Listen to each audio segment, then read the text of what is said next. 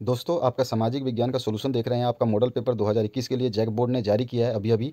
Set one का solution देखेंगे। इससे पहले हमने हिंदी, इंग्लिश, मैथ और साइंस का जो है सब्जेक्ट के सभी 40 के 40 क्वेश्चन के आंसर्स प्रोवाइड कर दिए हैं। उनकी लिंक इसी वीडियो के डिस्क्रिप्शन बॉक्स में है, जहाँ पर आपको सारे वीडियोज़ मिल जाएंगे। जहाँ पर आप इसी वीडियो के डिस्क्रिप्शन बॉक्स में जाइए और जैक 9th क्लास पेपर्स के नाम से जो प्लेलिस्ट है उसको ओपन करिए, आपको सब कुछ मिल जाएगा। अगर आपको कोई लिंक या वीडियो नहीं मिलती तो आप हमें कमेंट सेक्शन में कमेंट कर सकते हैं। चलिए स्टार्ट करते हैं इसके सॉल्यूशंस को। फटाफट टिक करिए।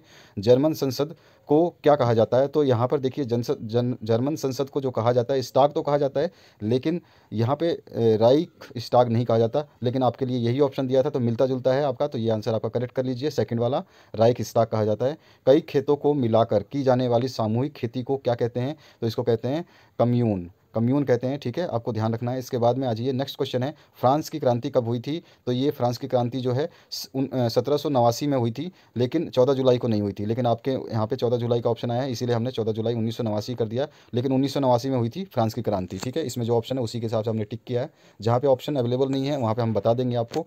लुई 16वां किस वंश का था? तो बोर्वो वंश का था, वोरवोड भी बोलते हैं इसको। और उसके बाद में पांचवा जो क्वेश्चन है, एडॉल्फ हिटलर का जन्म कहाँ हुआ था? तो एडॉल्फ हिटलर का जन्म ऑस्ट्रिया में हुआ था। सिक्स क्वेश्चन है, नाजी पार्टी की स्थापना कब हुई? तो नाजी पार्टी की स्थापना तो वैसे तो 1920 में हुई थी, लेकिन यहाँ पे 1920 का आंसर नहीं है। लेकिन 1921 में नाजी पार्टी को अपने नेतृत्व में ले लिया था हिटलर ने, ठीक है, 1921 में। तो इसलिए उसको मानते हैं हम, 1921 में इसकी स्थापना हुई। एक्चुअल में अगर हम जीके की बात करें तो 1920 ईस्वी में हुई थी। चलिए कोई बात नहीं, यहाँ पे जो सोल्यूशन उसी के हिसाब से बात करेंगे। सेवन्थ क्वेश्चन है, 1 मील लंबी रेल की पटरी के लिए कितने स्लीपरों की आवश्यकता होती है, यानी कितने बोगी की आवश्यकता होती है, ये बताना है आपको। 1 मील लंबी रेल की पटरी के लिए। तो इसका आंसर है बिल्कुल सही, जो सटीक आंसर है वो 1760 से 2000 कम से कम आपको स्लीपरों की आवश्यकता होगी, ठीक है। इसके बाद में आ जाइए, नेक्स्ट जो आठवां क्वेश्चन है, मध्य अमेरिका में झूम खेती को क्या कहा जाता है? तो उसको कहते हैं मिलाप, ठीक है। तीसरा ऑप्शन करेक्ट कर लीजिए इसमें। नाइन्थ क्वेश्चन है, वाइम गणराज्य की स्थापना कब हुई? When was the Weimar Republic established? तो उसका आंसर बिल्कुल सही है, 9 नवंबर 1918 को, ठीक है। ये आपका ऑप्शन बिल्कुल करेक्ट है, ये आप सही कर लीजिए, सेकंड ऑप्शन। दसवां है, सबसे अच्छे जंगल को क्या कहा गया है? तो इसको हमने जो अच्छे जंगलों को आरक्षित कहा गया है, ठीक है। ये ऑप्शन आपका 10वें का राइट है, फर्स्ट वाला। इसके बाद में आ जाइए 11वें क्वेश्चन पे। इसमें है, क्षेत्रफल की दृष्टि से भारत का विश्व में कौन सा स्थान है? तो भारत का इसमें 7वां स्थान है। इससे पहले आपके जो ऑस्ट्रेलिया है और आपके अमेरिका वगैरह हैं, ये सब आते हैं, ठीक है। क्षेत्रफल की दृष्टि से 7वें नंबर पे इंडिया आता है। आपको कोई भी सोल्यूशन में डाउट लगे तो आप हमें कमेंट सेक्शन में कमेंट करके ज़रूर बता सकते हैं। वैसे तो आपको कोई भी इसमें दिक्कत नहीं होने वाली, बट आपके लिए ही बोल रहा हूँ मैं। और दूसरी बात बता दूँ, जैसे मैंने बताया कि सभी सब्जेक्ट्स अपलोड कर दिए, तो उनको देखना ना भूलें। कोई भी लिंक या वीडियो ना मिले तो आप हमें कमेंट कर सकते हैं। इसी वीडियो के डिस्क्रिप्शन बॉक्स में जैसे ही आप जाएंगे तो Jack board 9th class papers के नाम से जो प्ले लिस्ट है उसमें आपको वो सारी वीडियो मिल जाएंगी, जिसमें सारा सोल्यूशन है आपका सेट वन का सभी विषयों का।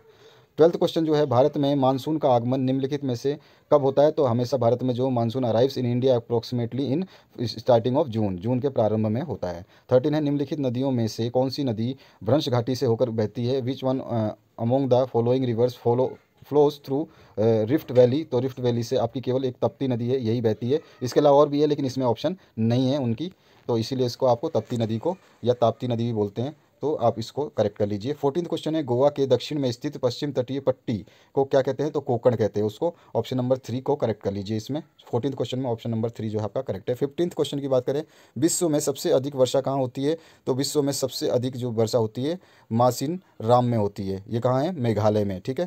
क्वेश्चन आंसर नंबर 3 जो है आपका करेक्ट है। मैं बताता हूँ, मेघालय में सबसे ज़्यादा वर्षा होती है, चेरापूंजी में नहीं होती है। मासिन राम में अभी तक वर्ल्ड रिकॉर्ड है ये, कि सबसे ज़्यादा वर्षा यहाँ पे होती है। 16वां क्वेश्चन है, जनगणना कितने वर्षों पर की जाती है? तो जनगणना जो है प्रत्येक 10 वर्षों पे की जाती है। आपने देखा सुना भी होगा, सेंसस 2001, सेंसस 2011, सेंसस 2021, अभी 2021 में आपकी जनगणना होने वाली है, इस तरह से। अब आ जाइए, नेक्स्ट जो क्वेश्चन है 17वां, दो नदियों के बीच के भाग को क्या कहा जाता है? तो उसको दोबाब कहते हैं। ऑप्शन नंबर 4 राइट है आपका, दोबाब कहते हैं दो नदियों के बीच के भाग को। इसके बाद आ जाइए 18वें क्वेश्चन में, भारत में सबसे कम जन घनत्व वाला राज्य कौन सा है? तो वो राज्य है अरुणाचल प्रदेश। ऑप्शन नंबर 2 को करेक्ट कर लीजिए। 19th क्वेश्चन है, नीलगिरी की सबसे ऊंची चोटी कौन सी है?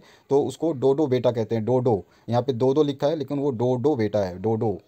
अब आ जाइए 20वां क्वेश्चन जो है, भारत में किस नदी की अपवाह द्रोणी सबसे बड़ी है? तो वो गंगा नदी है जिसकी अपवाह द्रोणी सबसे बड़ी है, ठीक है, भारत में। 21वां है, संसद के कितने सदन हैं? तो संसद के केवल आपके 2 ही सदन हैं, आपको पता ही है। उसके बाद में 22वां जो है, भारतीय संविधान को लिखने वाली सभा में कितने सदस्य थे? तो भारतीय संविधान को लिखने वाली सभा में 389 सदस्य थे, लेकिन जब सभा लिखी गई उस समय सारे के सारे में से इतने 299 ही अवेलेबल हो पाए। तो इसमें अब जो राइट आंसर है वो 299 लिखेंगे। आंसर नंबर 2 को करेक्ट करिए। 23rd नंबर क्वेश्चन जो है, 23वां, भारत सरकार ने दूसरी पिछड़ी जाति आयोग कब गठित किया? तो उसको गठित किया गया 1979 में। थर्ड ऑप्शन को करेक्ट कर लीजिए। 24th नंबर है, भारतीय संविधान द्वारा नागरिकों को कितने मौलिक अधिकार प्राप्त किए गए हैं? तो वैसे तो मौलिक अधिकार 7 थे, उसमें से पैसे वाला अधिकार, आपका जो संपत्ति का जो अधिकार है वो छीन लिया गया, तो 6 ही बचे। तो आंसर नंबर 3 को करेक्ट करिए। 6 ही मौलिक अधिकार जो है भारतीय नागरिकों के पास है। 7वां जो था एक संपत्ति का, उसका अधिकार छीन लिया गया, तो आपको टैक्स वगैरह सब पे करना पड़ता है, नहीं तो पहले आपको उस अधिकार के अधीन कोई भी टैक्स पे नहीं करना पड़ता, सारे पैसे आपके होते। 25वां क्वेश्चन है, लोकसभा में अनुसूचित जनजाति के लिए कितनी सीटें आरक्षित है? तो इसका आंसर होगा 3rd नंबर, फिर से 41 सीटें जो है आरक्षित है। इसके बाद में 26वां है, भारतीय संसद के अंग नहीं है, which is not the part of Indian parliament. तो सुप्रीम कोर्ट है वो इंडियन पार्लियामेंट का कोई भी पार्ट नहीं है। सुप्रीम कोर्ट खुद अलग है, वो किसी पार्लियामेंट का पार्ट नहीं होता है। बाकी राज्यसभा लोकसभा दोनों हैं आपके पार्लियामेंट के पार्ट होते हैं, राष्ट्रपति भी जो है पार्लियामेंट के पार्ट होते हैं। 27 नंबर जो है, राष्ट्रीय मानवाधिकार का कार्य नहीं है, वो क्या है? तो ये सारे तीनों काम तो हैं, लेकिन चौथा जो काम है वो नहीं कर सकता राष्ट्रीय मानवाधिकार, वो ह्यूमन राइट्स क्या नहीं कर सकता? आरोपी को सज़ा देना। जो कल्प्रिट है, जो गिल्टी है, उसको आप सज़ा नहीं दे सकते, उसका सज़ा कानून ही देगा। 28वां जो क्वेश्चन है इसकी बात करते हैं। इसमें है, पालमपुर का मुख्य सिंचाई स्रोत क्या है? तो नलकूप जो है वहाँ का सिंचाई स्रोत है। चौथा ऑप्शन करेक्ट करिए। 29 है, राशन कार्ड कितने प्रकार के होते हैं? तो राशन कार्ड जो है आपको 3 प्रकार के होते हैं। सबसे नीची जाति को दी जाती है, फिर मध्यम वर्गीयों को, फिर उच्च वर्गीयों को, जो पिछड़े वर्ग में आते हैं उनके लिए है। तो 3 प्रकार के राशन कार्ड होते हैं। आंसर नंबर 4 को करेक्ट करिए।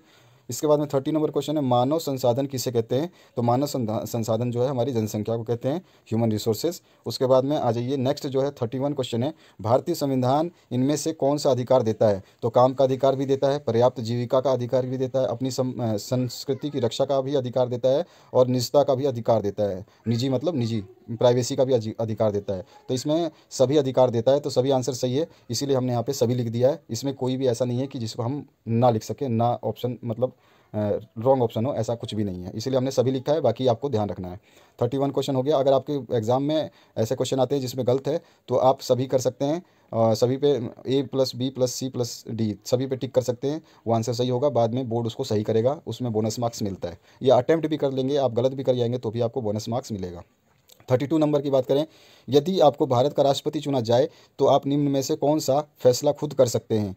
तो आप सब इन सभी बातों में से 4 ऑप्शन है, इनमें से केवल एक ही चीज़ कर सकते हैं, दोनों सदनों द्वारा पारित विधेयक पर पुनर्विचार के लिए कह सकते हैं। मतलब उन्होंने कुछ जो फंडामेंटल राइट्स पास किए हैं, कुछ रूल्स नियम बनाए हैं, तो उनके ऊपर आप उनको चेंज करने के लिए आराम से जो है विधेयक बुला सकते हैं, दोबारा उनकी बैठक कर सकते हैं। इसके बाद में आज ये 32 के बाद 33 क्वेश्चन पे, 33 में पूछा गया, भुखमरी और आश्रय का न होना किसको दर्शाता है? तो देखो, भुखमरी हो, आश्रय यानी रहने की जगह नहीं हो, तो ये सबसे बड़ी बात है, क्या दिखाता है हमारे को? निर्धनता, गरीबी को दिखाता है। तो ऑप्शन नंबर 2 करेक्ट है।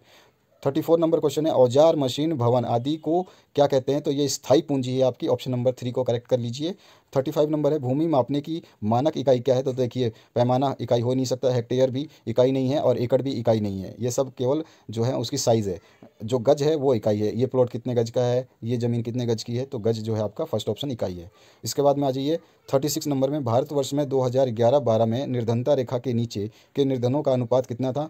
तो ये टोटल मिला के 19.9% था 2011-12 का, पूरे देश का, ध्यान रखना है आपको। अब आ जाइए 37 में, भूमि के पश्चात उत्पादन का दूसरा आवश्यक कारक क्या है? यानी कि आपका भूमि के पश्चात उत्पादन का, यानी कि भूमि चाहिए, उसके बाद में आपको उत्पादन करना है, तो आपको क्या चीज़ चाहिए? तो सबसे पहले आपका जो है दूसरा श्रम चाहिए। श्रम अगर होगा तो ही आप उत्पाद जो है कर सकते हैं, ये मेन ऑब्जेक्टिव है इसका। तो 2 नंबर करेक्ट कर लीजिए। 38 नंबर है, स्वतंत्रता के बाद किस क्षेत्र में आत्मनिर्भर होना भारत का लक्ष्य रहा है? तो खाद्यान्न जो है उसमें उसका आत्मनिर्भर होना उसका लक्ष्य रहा है। ऑप्शन नंबर 3 को करेक्ट कर लीजिए। इसके बाद में 39 नंबर की बात करें, उच्च न्यायालय का सर्वोच्च न्यायालय द्वारा सरकार को जारी किया गया एक औपचारिक लिखित आदेश क्या कहलाता है? तो ज्ञापन सौंपते हैं, ज्ञापन कहलाता है उसको, आपको ध्यान रखना है। फर्स्ट ऑप्शन करेक्ट कर लीजिए। और 40 नंबर जो लास्ट क्वेश्चन है, मोतीलाल नेहरू ने कांग्रेस के 8 अन्य नेताओं ने पहली बार भारत का एक संविधान कब लिखा था? तो उन्होंने सन 1928 में जो है भारत का संविधान लिखा था, उसके बाद में उन्होंने नहीं लिखा। ये है आपका सॉल्यूशन पूरा सामाजिक विज्ञान का, सोशल साइंस का 40 क्वेश्चन जो हैं। इससे पहले हमने सारे सेट्स अवेलेबल करा दिए हैं, आपको मैं बता रहा हूँ उस चीज़ों को सुन लिया कीजिए, आपके ही काम की हैं। इसी वीडियो के डिस्क्रिप्शन बॉक्स में अभी जो वीडियो देख रहे हैं जिसका नाम है आपका JAC board 9th class social science paper solution, उस पर क्लिक करिए। जो अभी ब्लैक कलर का नाम देख रहे हैं उस पर क्लिक करिए, आपके सामने डिस्क्रिप्शन बॉक्स होगा और वहीं पर आप देखेंगे Jack 9th class exam papers के नाम से एक प्लेलिस्ट बनी है, उस पर क्लिक करिए। आपको सारी की सारी वीडियोस मिल जाएंगी जो आपके काम की हैं, आप उनको देख करके अपनी तैयारी कर सकते हैं। आपकी OMR सीट की फर्स्ट जो है आपका सेट सारा अवेलेबल है इस चैनल पे, उनको देखिए और तैयारी करते रहिए। जितने सेट्स आते जाएंगे उतने हम सोल्यूशन आपको बनाते जाएंगे। Thank you very much for watching this video till the end. Like share subscribe करना बिल्कुल भी ना भूलें, दोस्तों के साथ शेयर कर दें और लाइक का बटन हिट कर दें।